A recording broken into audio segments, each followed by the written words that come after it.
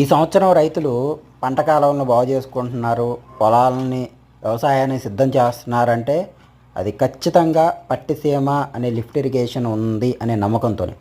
ఎందుకంటే మన కృష్ణా డెల్టా ఏరియాలో ప్రకాశం బ్యారేజ్ దగ్గర నుండి పైన పులిచింతలు కావచ్చు, శ్రీశైలం నాగార్జున సాగర్ కావచ్చు, శ్రీశైలం కావచ్చు, అస్సలు వాటర్ ఇన్ఫ్లో అనేదే లేదు. కానీ ఈ సంవత్సరం పొలాల్ని ఈ రకంగా సిద్ధం చేసుకోవటానికి, అంటే పంట పండించగలం అనే నమ్మకంతోనే పొలాల్ని కాలువల్ని రెడీ చేస్తున్నారంటే ఖచ్చితంగా పట్టిసీమ ఉంది అనే ఉద్దేశంతోనే ఈ సంవత్సరం వ్యవసాయాన్ని ప్రారంభించడానికి సిద్ధమవుతున్నారు మన రైతాంగం. కృష్ణా డెల్టా, మెయిన్గా కృష్ణా డెల్టా 13 లక్షల ఎకరాల పొలం ఉంది కృష్ణా డెల్టా. అంటే ప్రకాశం బ్యారేజ్ నుండి రైట్ కానీ లెఫ్ట్ కానీ కేవలం పట్టిసీమ ఉందనే ఉద్దేశంతోనే.